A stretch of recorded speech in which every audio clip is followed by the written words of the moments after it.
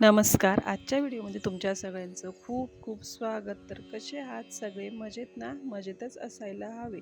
चला तर आता वेळ वाया न घालवता डायरेक्ट आपण व्हिडिओला सुरुवात करूया. नकारात्मक भावना व विचारांचे व्यसन. नकारात्मक भावना नकोशा पाहुण्यांसारख्या असतात. त्या आपल्याला दारात येऊन उभ्या राहिल्यासारख्या आहेत. म्हणजे त्यांना आपण घरी राहण्याचा अधिकार आहे असा अर्थ नाही. आपण सगळेच सकारात्मक भावनांचा आनंद घेत असतो आणि आपल्याला सर्वांनाच त्या आवडतात.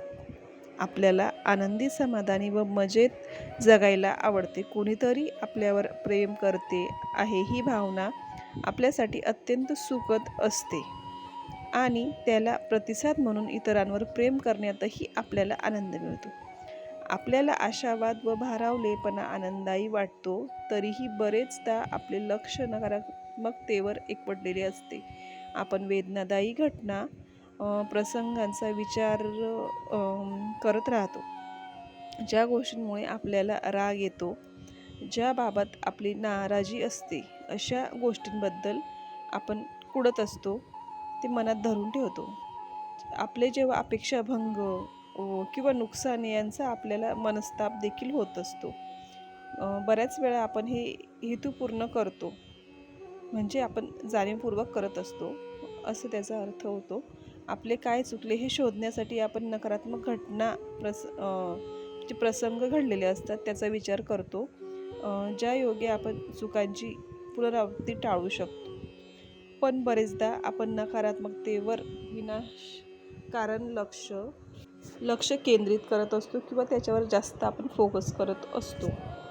आपण काय करत असतो की एखादी जी दुःखद घटना असो किंवा तक्रार किंवा स्वतःबद्दलची किंवा मग समोरच्याबद्दलची जे काही मते असतात त्या गोष्टींना आपण चिकटून बसतो, त्या धरून ठेवतो.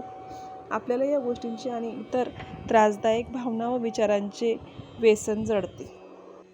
याला नक्कीच सुज्ञपणा म्हणता येणार नाही. आपल्या सर्वांना शांत, आनंदी व सुरक्षित भावना आतून आवडत असतात. त्यापैकी कुणीही संताप, दुःख व भय यावर लक्ष केंद्रित का करेल बरं?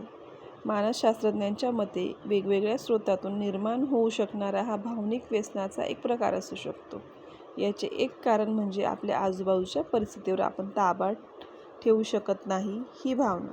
दुसरे कारण म्हणजे आपण एखादा अपघात, परिणाम, आपल्याला अत्यक्य वाटणाऱ्या एखाद्या गोष्टीचा अर्थ जाणून घेण्याचा प्रयत्न करत असतो. याचे आणखी एक कारण म्हणजे एखाद्या विशिष्ट परिस्थितीत आपले निर्णय व कृती योग्यच होते असा स्वतःलाच धीर द्यायचा असतो. मुळात कशामुळे आपल्याला नकारात्मक भावना अनुभवाव्या लागलेल्या असतात त्याला आपण अजिबात जबाबदार नसतो. त्या कशाचाही दोष आपल्यावर नसतो. यामागे काहीही कारणे असतील, पण ही कारणे गोष्टी सोडून देऊन पुढे जाण्याच्या आपल्या क्षमतेआड येतात.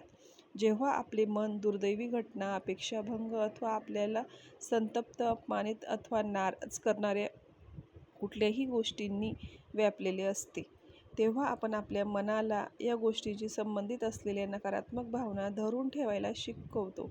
अशा प्रकारची मानसिक जडणघडण गोष्टी सोडून देण्याऐवजी आपल्याला त्या धरून ठेवण्यास हातभार लावते. अशा प्रकारचे वर्तन आपल्यात इतके भिनू शकते की ते आपल्या लक्षातही येत नाही आणि त्यामुळे आपल्याला भावनिक त्रास झालेला असतो किंवा होत असतो.